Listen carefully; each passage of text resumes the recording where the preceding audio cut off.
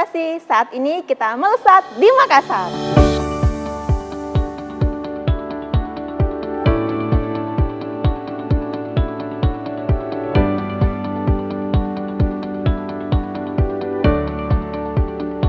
Selamat datang di Melesat, melihat riset vokasi lebih dekat. Bersama saya, Oting Febriana, sebagai host dalam episode kali ini. Hari ini kita akan melihat lebih dekat pengabdian kepada masyarakat dari dosen inspiratif yang ada di Politeknik Negeri Ujung Pandang mengenai implementasi sistem pompa air tenaga surya dan penyediaan sumber air untuk meningkatkan produksi bawang merah pada kelompok tani Pak Koko Kajung. Sobat Vokasi, saat ini sudah bersama saya Bapak Usman dari Politeknik Negeri Ujung Pandang sebagai Ketua Tim Pengabdian kepada masyarakat ini. Selamat pagi Pak Usman. Selamat pagi Mbak Yana, selamat datang di Makassar. Terima kasih Bapak. Wah, Makassar hari ini cuacanya cerah sekali ya Bapak? Ya, seperti itulah. Kebetulan saya saat ini sudah keempat kalinya ke Makassar dan selalu panas seperti ini Pak. Apa memang seperti ini selalu ya Pak? Ya, kalau musim panas memang Makassar itu cukup panas Mbak Yana. Iya. Pak Usman, boleh diceritakan tentang pengabdian masyarakat yang Bapak dan tim laksanakan? Baik, pengabdian kepada masyarakat yang kami lakukan itu kami mulai dari melakukan survei kepada mitra, kemudian berdiskusi dengan mitra untuk memecahkan permasalahannya. Kami lanjut mengimplementasikan sistem yang diawali dengan perencanaan tentunya karena kami buat sistem yang cukup kompleks. Kemudian setelah itu kami melakukan instalasi, melakukan penyuluhan, melakukan pembelajaran kepada mereka bagaimana cara pengoperasiannya, dan kegiatan terakhir kami melakukan evaluasi. Ya, secara ringkas seperti itu yang kami lakukan kepada mitra kami. Begitu Mbak Yan. Banyak sekali apa yang dilakukannya. Lalu untuk urgensinya sendiri apa saja Pak? Ya, urgensi sendiri sebetulnya kami melihat dari permasalahan pokok yang dihadapi oleh mitra kami itu sebetulnya ada dua. Yang pertama, mitra kami ini tidak punya sumber air mandiri yang digunakan untuk proses penyiraman dari tanaman yang mereka tanam di lahan mereka. Kemudian yang berikutnya adalah masalah pompa yang mereka gunakan itu kan pompa diesel atau pompa bensin. Jadi mereka ini butuh biaya tambahan untuk melakukan itu. Jadi kami berusaha mengatasi itu untuk bagaimana menekan biaya produksi yang dalam hal ini adalah biaya bahan bakar yang mereka butuhkan untuk memompa air ke lahan pertanian mereka. Ya, informasi kami dapat dalam setiap hari itu mereka butuh 2-3 kali penyiraman. Proses itu mereka membutuhkan bahan bakar itu 2-3 liter per hari. Kalau dikalikan rupiahnya mungkin ya sekitar 30.000 per hari. Saya kira itu urgensinya. Jadi kami mencoba memecahkan masalah tersebut dengan mengimplementasikan sistem pompa air tenaga surya yang memang sistem ini tuh tidak membutuhkan biaya operasional seperti pompa bahan bakar bensin itu yang butuh memang bahan bakar. Untuk sistem yang kami implementasikan berupa pompa tenaga surya itu dia free sebetulnya, tidak ada biaya di sana. Seperti itu Mbak Yan yang kami lakukan. Jadi intinya supaya lebih hemat ya Pak ya? Betul. Dalam operasional ya. Sehari-hari para masyarakat di sana. Ya betul, untuk menghemat biaya itu. Jadi dengan penggunaan sistem pompa air tenaga surya ini biaya operasionalnya itu tidak ada sama sekali sebetulnya. Cuma dia butuh hanya pemeliharaan, itu pun yang sangat minim dan tidak butuh biaya. Hanya butuh tenaga dari mitra untuk melakukan perawatan tersebut. Begitu Mbak Yan. Oke, baik Bapak. Lalu Pak, dari sekian banyak kelompok tani yang ada di daerah Bulukumba ya Pak ya? Ya betul. Ya, mengapa Bapak dan tim memilih kelompok tani Pak Koko Kajung? Kenapa Bapak? Coba tolong diceritakan Pak. Baik, memang di desa ini kelompok tani itu minim. Ya, ini salah satunya kelompok tani yang menurut kami punya potensi untuk berkembang lebih besar. Untuk diketahui bahwa di desa tersebut mata pencaharian utama mereka itu sebenarnya bukan bertani, ya. eh, orang di sana itu sukanya merantau ke luar negeri, ya ke Malaysia jadi TKI dan sangat minim yang melakukan kegiatan usaha di kampung tersebut, tadi di desa tersebut. Kemudian mitra kami ini punya potensi, ya, sebenarnya kami melihat dari situ. Salah satu yang potensi adalah tanaman bawang merah. Ya, jadi sebenarnya ini salah satu tanaman saja di kebun mereka yang mereka tanam, karena mereka sebenarnya hortikultura. Jadi proses bertaninya itu tanamannya selalu berganti tergantung daripada cuaca. Tanaman bawang merah ini mungkin 2 atau 3 yang betul-betul mengembangkan di sana. Jadi sesuatu hal yang masih langka betulnya di sana, karena memang Bulukumba itu sebenarnya dia bukan daerah pertanian, dia daerah wisata yang sangat terkenal di Sulawesi Selatan dan nasional juga. Mitra kami ini dia bergerak di pertanian.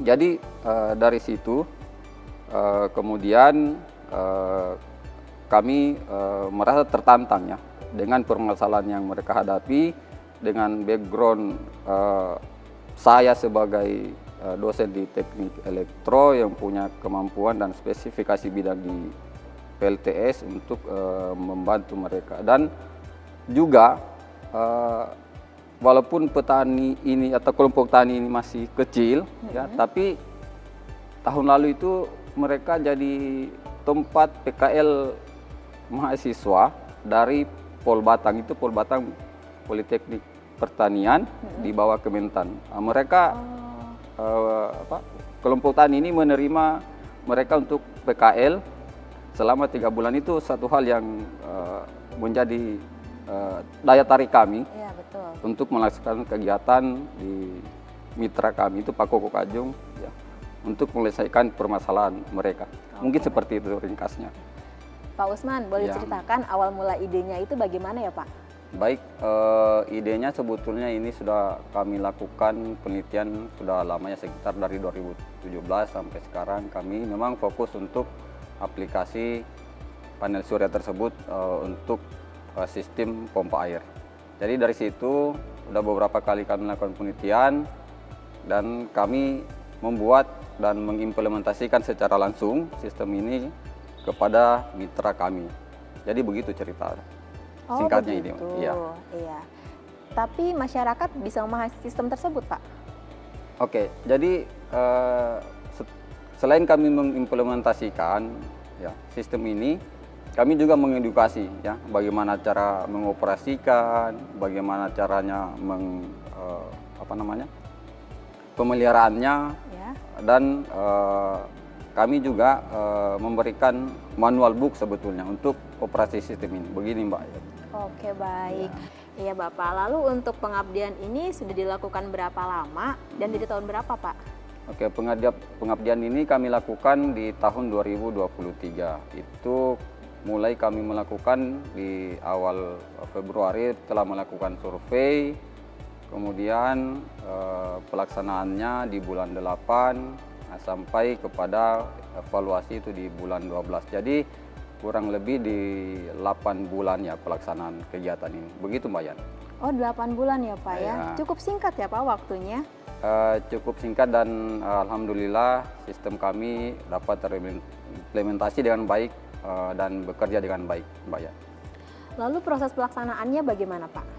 Ya, proses pelaksanaannya ada beberapa tahapan. Ya, pertama kami melakukan survei untuk melihat kondisi real yang dihadapi oleh mitra kami, kemudian kami berdiskusi kira-kira permasalahan tersebut apa yang harus kami lakukan sesuai dengan background keilmuan kami, kemudian mendesain sistem sesuai dengan apa yang ada di lapangan, kemudian kami mengimplementasikan, kemudian kami melakukan pelatihan, dan kami melakukan evaluasi setelah pelaksanaan kegiatan pengabdian ini selesai. Saya kira demikian untuk pelaksanaan kegiatan ini Mbak Yan. Nah Pak, untuk pemasangannya sendiri, itu Bapak langsung lakukan di lahan mereka atau bagaimana ya Pak? Iya, betul. Jadi pemasangan itu kami lakukan di sana. Mitra kami itu terlibat membangun rangka panelnya. Ya, jadi panel komponen kami bawa dari Makassar ke sana, kemudian kami melakukan instalasi. Jadi panel yang kami butuhkan itu sesuai dengan desain kami, butuh 4 panel. Dan masing-masing panel itu 450 kWp. Jadi totalnya hampir 3.000 lah, 3.000 kW. Oke, baik. Oke. Kalau untuk lahannya sendiri itu berapa luasnya Pak per panelnya? Panel itu satu panel membutuhkan luasan Mencakup 1,2 kali 2,2 dikali 4 ya, jadi itulah luasannya. Kemudian dari panel tersebut ke inverter. Jadi inverter ini mengubah tegangan tegangan DC ke AC. baik. Oke, Ya. kemudian ada baterai juga untuk menyimpan energi. Kemudian dari inverter tersebut tersambung ke pompa untuk penyiraman tersebut. Oh, Iya, iya. seperti itu. Lumayan juga ya Pak untuk prosesnya ya Pak ya. Ya, lumayan. Iya. Jadi dari kira-kira satu sistem ini untuk menghasilkan listrik itu hampir 3.000 watt. 3.000 watt. Ya, Wah, itu cukup iya. lumayan. Cukup lumayan Iya. juga. Lalu Pak, untuk pengabdian masyarakat ini melibatkan siapa saja ya Pak? Baik, tim kami itu terdiri dari 2 program studi. Ya, saya itu dari Prodi D4 Listrik dan tim lainnya itu berasal dari Prodi TKJ. Kemudian selain dosen yang terlibat itu kami melibatkan mahasiswa juga berasal dari 2 program studi tersebut, dari Teknik Listrik dan TKJ. Kemudian selain itu adalah yang terlibat mitra tentunya. Beberapa mitra terlibat dalam pembangunan atau pemasangan sistem ini, Mbak. Gitu. Oh, baik. Prodi TKJ itu kepanjangan apa ya Pak? TKJ itu kepanjangan daripada Teknik Komputer dan Jaringan Bayan. Oh begitu, Ya. takutnya ada sobat vokasi yang belum tahu mengenai singkatan dari TKJ tersebut Pak. Ya, lalu Bapak, saya ingin menanyakan mengenai peran mitra. Selain peran mitra itu memasang panel, apa saja perannya Pak? Peran mitra selain membantu kami dalam proses instalasi, mereka menyediakan konsumsi untuk kami. Kebetulan kami di sana menginap 1 malam ya, jadi butuh tempat untuk nginap, mereka betul, sediakan. iya. Konsumsi juga untuk tim kami dan mahasiswa itu disediakan oleh mitra. Itulah keterlibatan mitra dalam pelaksanaan kegiatan pengabdian kami. Oh baik, jadi selain membantu pemasangan, mitra juga membantu dalam menyediakan tempat tinggal selama Bapak di sana ya. Untuk Betul. lamanya sendiri Bapak di sana berapa lama Pak untuk mengerjakan panel tersebut? Kami untuk mengimplementasikan sistem itu kami butuh waktu 1 hari. Jadi 1 hari full ya, full Pak, ya? itu kami ya memasang sistem. Kemudian di hari berikutnya itu kami melakukan pelatihan kepada mitra. Oh begitu. baik, iya. Baik Pak, untuk selanjutnya output dari pengabdian masyarakat ini apa saja Pak? Ya, outputnya tentunya sistem pompa air tenaga surya itu terimplementasi. Kemudian kami ada artikel ilmiah yang terbit di jurnal pengabdian, itu dia Sinta 3. Wah. Kemudian ada hak cipta yang kami buat. HKI-nya ya Pak ya? HKI-nya, Iya, betul. baik. Publish itu Pak semua Pak? Ya, publish, HKI-nya juga garanted ya, hak Wah, cipta. luar biasa. Iya. Jadi Pak, penerima manfaat pengabdian ini secara khusus itu siapa saja ya Pak? Oke, secara khusus penerima manfaat itu tentunya mitra ya. Jadi mitra dengan sistem yang kami implementasikan ini itu dapat mengurangi biaya operasional mereka. Ya, yang selama ini itu membebani ya. Oh baik. Ya, jadi dengan adanya ini itu bisa meningkatkan penjualan mereka ya, karena biaya produksi yang rendah ya, atau jadi tidak mengecil, akan iya, mengecil. betul. Selain itu tentunya penerima manfaatnya adalah mahasiswa. Jadi keterlibatan mahasiswa dalam kegiatan ini itu bisa mengimplementasikan langsung pembelajaran yang didapatkan di kelas, dan tentunya itu mereka mendapatkan rekognisi daripada mata kuliah yang terlibat dalam pengabdian tersebut. Saya kira demikian penerima manfaat secara khususnya, Mbak Yani. Oh baik. Untuk rekognisi mahasiswanya itu berapa SKS, Pak? Kalau di program studi teknik listrik itu ada 5 SKS direkognisi. Wah, cukup Ya, banyak juga jadi ya, ada Pak. praktikum, Ya. kemudian ada teori. Oke. Untuk di TKJ itu ada 3 SKS saja. Oh, TKJ hanya 3 ya, Pak ya? direkognisi. Nah, Pak, selama pelaksanaan kegiatan ini ada kendalanya kah, Pak? Ya, sebelumnya ada. Jadi kendala utama yang kami hadapi itu adalah sistem yang kami implementasikan ini, komponen yang tersedia di Makassar itu masih terbatas. Jadi yang kami lakukan adalah membeli secara online market. Rata-rata itu tersedia di Jawa. Oh, begitu. Ya, lalu Jadi tentunya ini punya resiko ya, pengiriman ke Makassar itu bisa menyebabkan kerusakan daripada komponen-komponen tersebut. Kemudian yang berikutnya adalah masalah waktu ya, koordinasi waktu, karena kami berbeda prodi, baik pelaksana dosen maupun pelaksana mahasiswa dan mitra. Jadi kami memang harus mencari waktu yang tepat, punya sama-sama waktu ya dari kedua tim ini, maksudnya dosen yang terlibat untuk melaksanakan kegiatan ini. Oke, baik. Dari hal-hal tersebut, Bapak, apakah itu menjadi kendala dalam timeline, Pak, pengerjaan pelaksanaan pengabdian Bapak? Alhamdulillah untuk kegiatan kami masih inline dengan timeline. Jadi kami memang sudah menyadari dari awal, jadi kami bergerak cepat mengatasi masalah-masalah tersebut, dan alhamdulillah itu terselenggara dengan timeline perencanaan sudah sesuai. Oh, baik. Iya. Baik, Pak. Lalu, Pak, selanjutnya pengembangan dari pengabdian masyarakat ini ke depannya bagaimana, Pak? Pengembangannya tentunya sistem ini bisa diaplikasikan dalam pertanian ya, yang lebih luas lagi. Ya. Pengembangannya itu kapasitasnya bisa dinaikkan, ya, atau misalnya berpindah lokasi di mana sistem ini bisa dibutuhkan. Ya, artinya secara singkat ini punya potensi besar untuk dikembangkannya, dari skalanya ataupun sistem itu sendiri bisa dimodifikasi seperti itu. Oh, baik, Pak. Jadi pada saat ini kan hanya untuk kelompok tani Pak Koko Kajung saja ya. Kedepannya mungkin bisa digunakan oleh kelompok tani lain ya, Pak ya?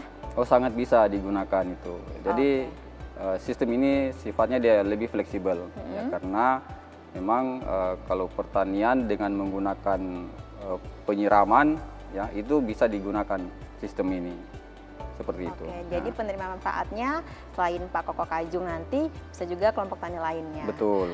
Nah, Pak Usman, Bapak kan sudah berhasil mendapatkan pendanaan di program penelitian dan pengabdian kepada masyarakat dari Direktorat Akademik Pendidikan Tinggi Vokasi. Seperti apa kesan dan harapan Bapak untuk program PPM ini, Pak? Baik, kesan daripada program ini tentunya kami mengucapkan terima kasih kepada PTV telah membiayai dan mendanai program kami. Untuk harapannya tentunya kami berharap kegiatan ini, program ini terus berlanjut.